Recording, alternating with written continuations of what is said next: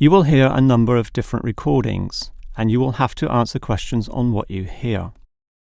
There will be time for you to read the instructions and questions, and you will have a chance to check your work. All the recordings will be played once only. The test is in 4 sections. At the end of the test, you will be given 10 minutes to transfer your answers to an answer sheet. Now turn to Section 1. Section 1.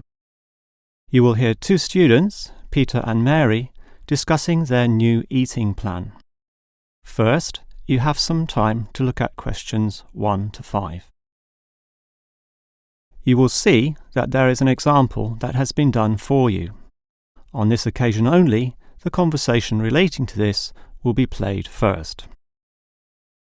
OK, Mary. I know I'm putting on weight with all my bad eating habits. That's right. Chocolate bars, pizzas, and all washed down with litres of soft drink. And with all the sugar in soft drink, I think we can say you're definitely overindulging, don't you think? Peter consumes far too much soft drink, so soft drink has been written in the space. Now we shall begin. You should answer the questions as you listen, because you will not hear the recording a second time.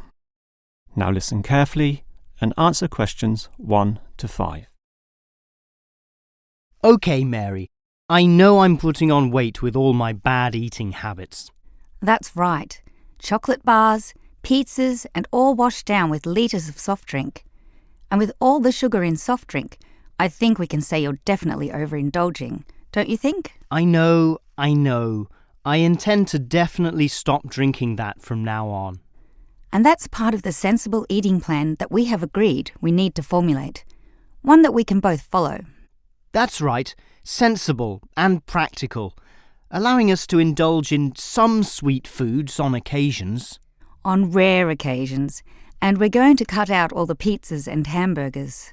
Well, not totally. I thought you said pizzas could be eaten once a week.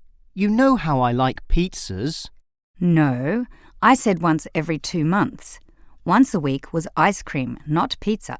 Yeah, that's because you like ice cream. I prefer pizza.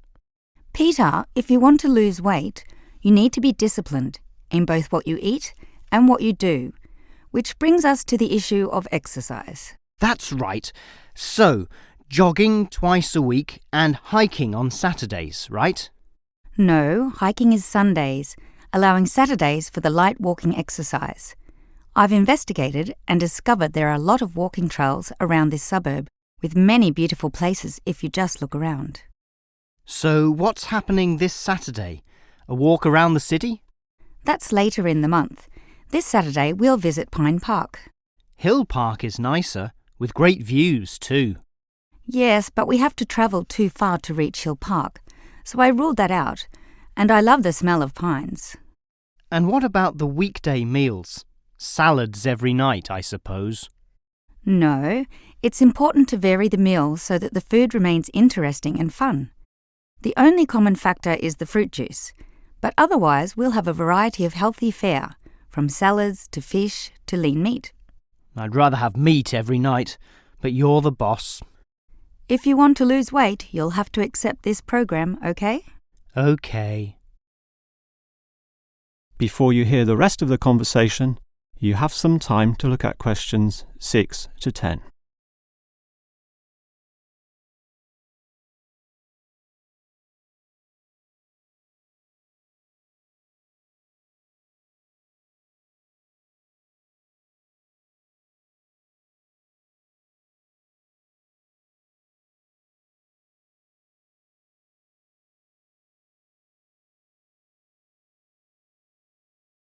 Now listen and answer questions 6 to 10.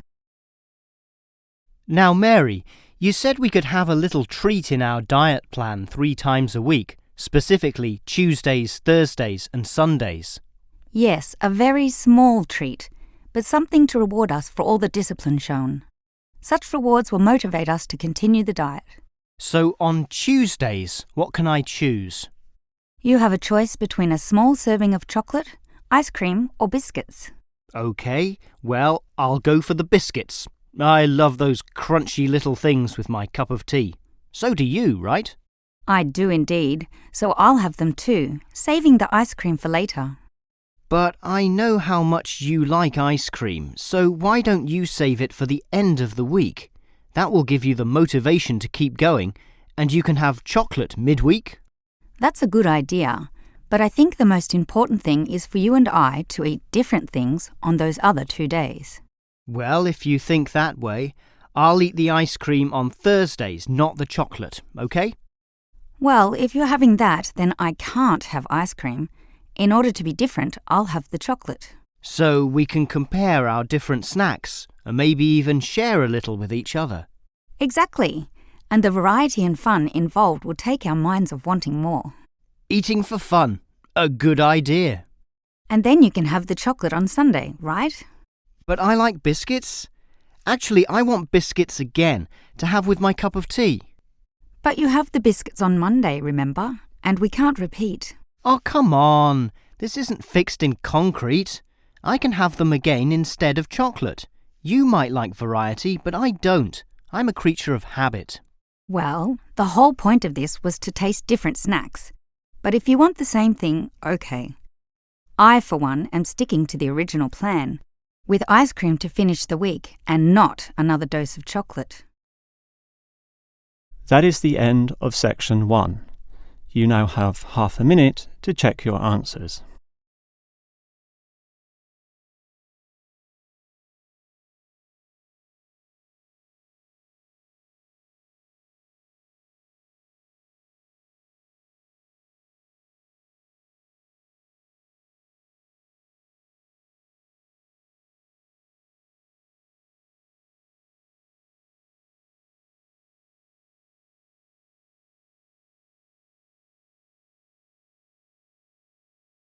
Now turn to section 2.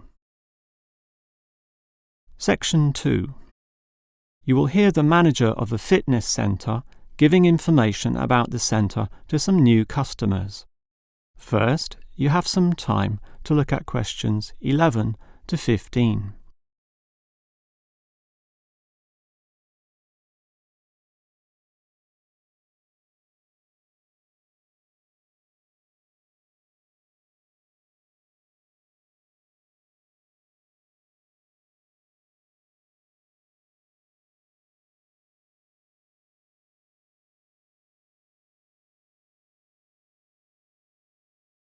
Now listen carefully and answer questions 11 to 15. Hello everyone, and welcome to the Fit for Life Health Centre, a place which, as the name suggests, is not just for short-term solutions, but rather intends to put you on a sensible and achievable footing for the rest of your life. And that's how we're different. For example, we could immediately put you on a harsh exercise program, expecting you to work out every day, but such a plan would see you quickly lose interest. That's why the initial step is a 1.5 hour consultation in which your lifestyle, current situation, and long-term goals are all thoroughly analysed. Now, an important part of this consultation involves analysing what you eat. There's no point exercising here and losing weight, then putting it all back on later. You will need to show self-control and discipline in your diet, and we'll work on that. Similarly, we'll put you on an exercise regime suitable for your level of fitness. So that will involve a test where we will take you through some activities, then measure your heart rate and blood pressure to determine how fit you are. This will be monitored during every subsequent consultation, along with your exercise schedule, and that occurs monthly and not half-yearly, as with many other centres. As to our actual exercise machines and programs, you will have to decide whether it is muscle mass, stamina, or general fitness that you want to develop. Think about which of these 3 you want to target, and we'll design a specific program for you. But remember, bulging muscles aren't necessarily suitable for everyone. Sometimes it's better to think in terms of 2 simple concepts: muscle definition and stamina, or, if you are female, being fit and healthy, in both mind and body. Before you hear the rest of the talk, you have some time to look at questions 16 to 20.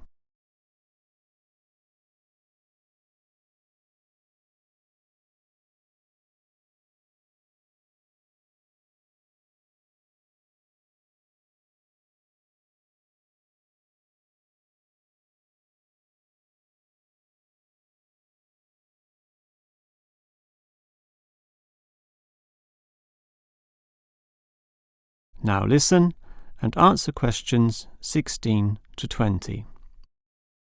Now, if you're going to work out at this gym, you'll need to think about your reasons for exercising. So let's consider that in more detail. Muscle mass is certainly popular with the guys, probably seeking to impress the girls. And with muscles comes the confidence to do that, right? Well, for that, you'll need our high-stress weight units, where pumping iron is all the rage. Moving on to other benefits, one of the main ones is beating the tension of life, right? And the longer the exercise is, the greater the rewards in this respect. Thus, playing squash can certainly help, and so can swimming. But what's much better, as every jogger will tell you, is their activity. So we have ample jogging machines and they're always popular. They can provide good fitness too, as can the yoga classes. However, again, let's not forget playing squash, which I would say is the optimum way to improve your general well-being. Such an active, energetic game, plus the competitive element, drives you forward into high levels of health and fitness.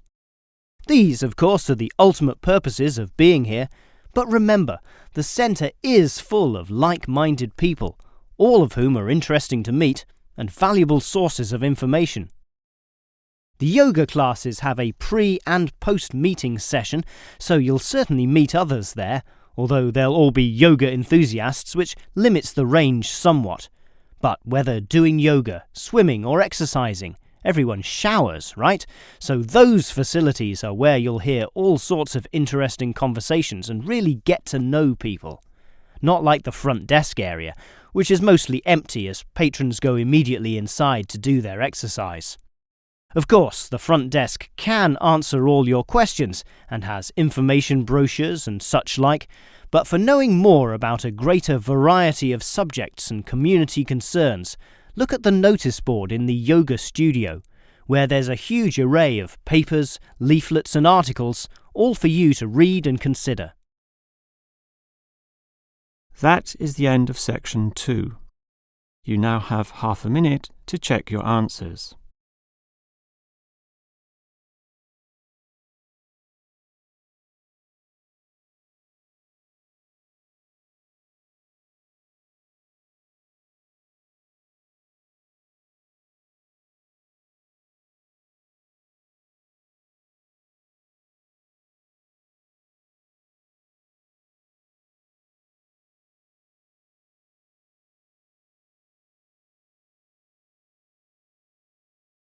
Now turn to section 3. Section 3. You will hear two students, Frank and Nicole, discussing their survey results. First, you have some time to look at questions 21 to 25.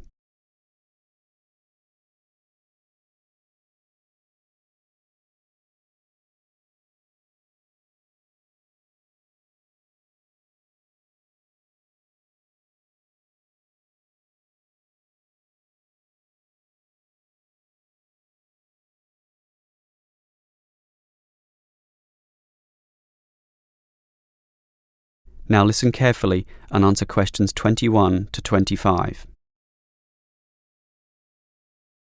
OK, Nicole. Did you interview the required 50 people? Yes, I have them all here. I had intended to talk to over 50 actually, but I could only talk to 46 in the end, all students from the university. It should be fine for our purposes, and it was interesting actually to hear what they said. I was hoping for 50 to make a round number. Better for statistical purposes, but 46 should be OK. I think so. What was interesting was that many of them were not happy with the staff here. Really? What proportion? Well, 1/4 of them said the staff were okay, and another 10% said they were good, which together makes about 1/3. So basically, the rest of the people I interviewed weren't happy in this respect. So, what was the main cause of complaint? Well, it's rather mixed. A lot of the foreign students complained about the homestay accommodation and the attitude of the homestay officers when dealing with these issues. Most of the foreign students said this actually, but the bulk of the mainstream students had concerns with the attitude of the teachers. It seems they feel the teachers don't care enough, and facilities weren't that important, relatively speaking. I think the teachers here are okay. Don't you think so, Nicole? Personally, I'd say most of them are fine.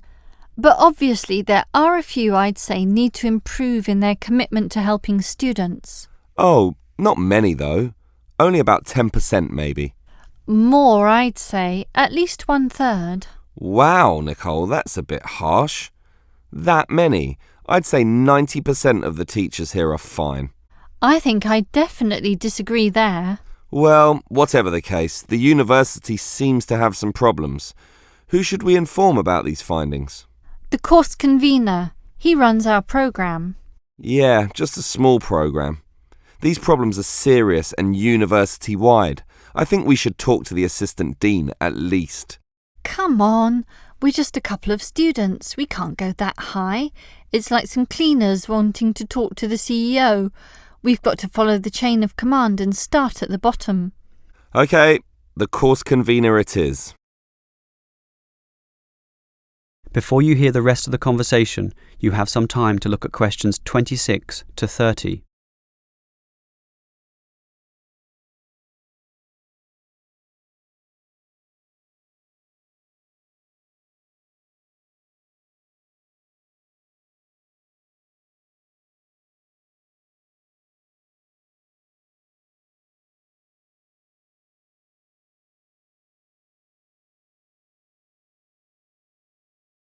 Now listen and answer questions 26 to 30.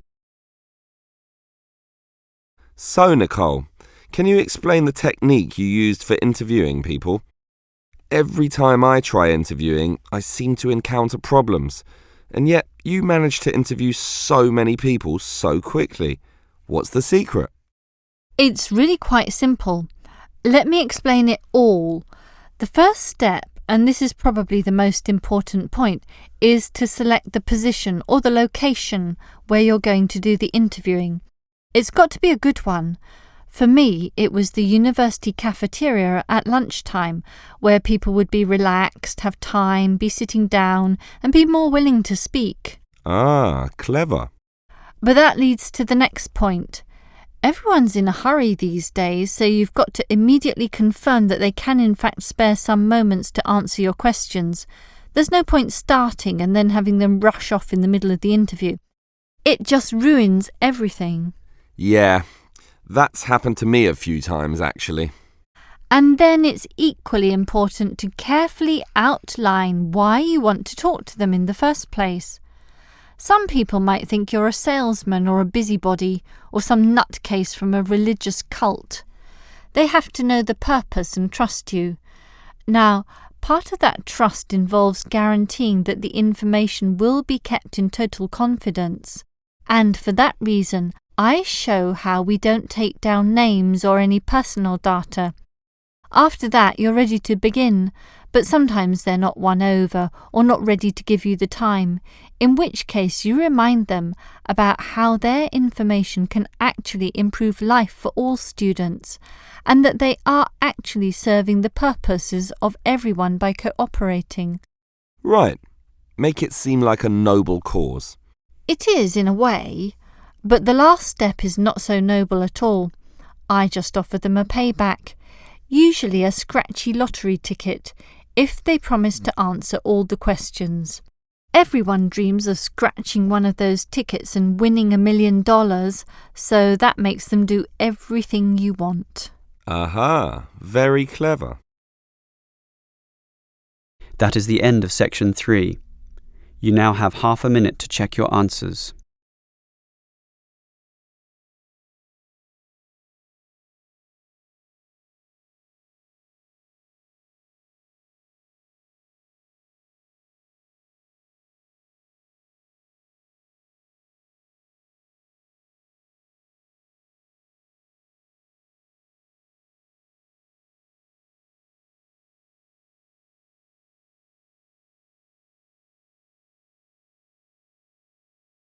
Now turn to Section 4. Section 4. You will hear a lecturer discussing public parks. First, you have some time to look at questions 31 to 34.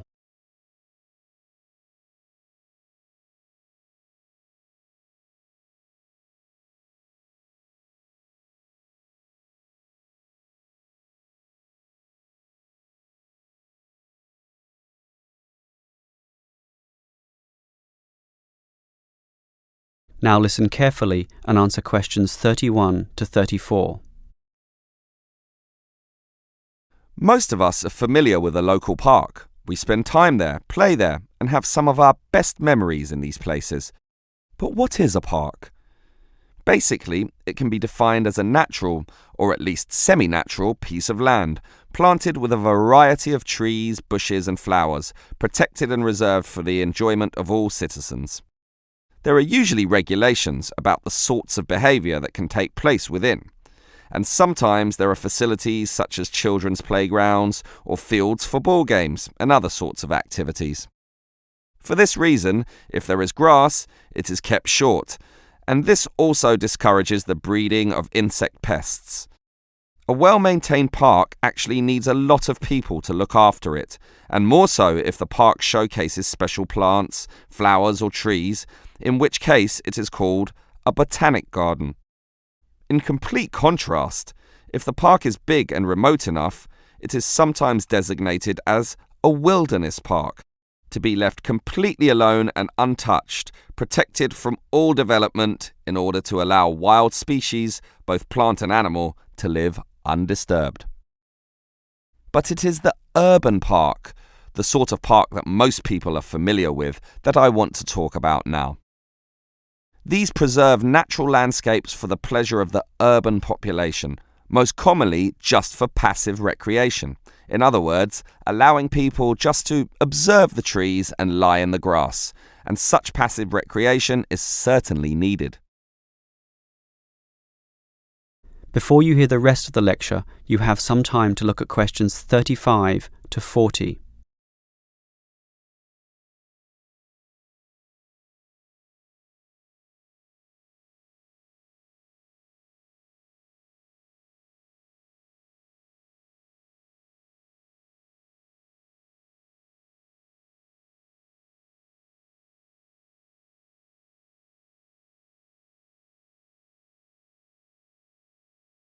Now listen and answer questions 35 to 40.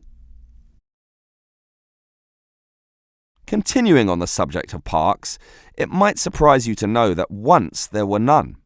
1,000 years ago, there was no need, since there were already extensive open spaces, forests and wilderness surrounding most cities and towns, for example in Europe. These dark, dank forests were large and even dangerous, full of wild animals and with the potentially fatal result of getting lost. Hence, fairy tales evolved about witches living in these areas and the wolves and bears which could threaten young children. However, with the rapidly increasing human population, the original wilderness and natural open spaces were intruded upon. Forests were cut down as population spread, and with them, urban pollution and further deforestation. But it was only with the advent of the Industrial Revolution that people realised natural areas needed to be preserved to give the populace access to the sort of nature that was fast disappearing due to the uncontrolled development and demand for resources. The first park expressly designed for that purpose is usually considered to be Prince's Park in Liverpool. This was in 1841 on land donated to the public by a rich iron merchant. With such a generous donation, worth about £50,000, the council decided to invest £5,000 of its own money in making it look good. Consequently, they hired a landscape designer, Joseph Paxton, who designed twisting turning pathways among shade-giving trees, all based around a central lake. In many ways, it became the prototype for all later large parks, including the famous Central Park in New York. But if we were to pick the park that most people are familiar with, it would be the much smaller neighbourhood park. These can be tiny, but by being in the midst of extensive development and dense populations, they are increasingly seen as a refuge where one can get a glimpse of true nature. Many psychologists now maintain that this glimpse is necessary, for ultimately, as a species, we have an innate affinity for nature, and the concrete urban zoo clashes with our inner being. This has seen the rejuvenation of many urban parks that were once left to decay, for example, in New York or London, and indeed some cities such as Melbourne are known all over the world for their abundance of carefully maintained parks, including a world-famous botanic garden. That is the end of section 4. You now have half a minute to check your answers.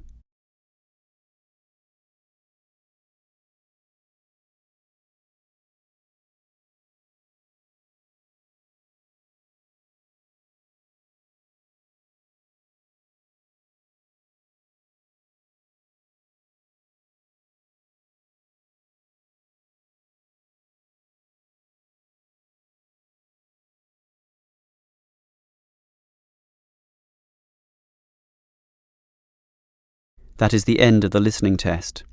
In the IELTS test, you would now have 10 minutes to transfer your answers to the answer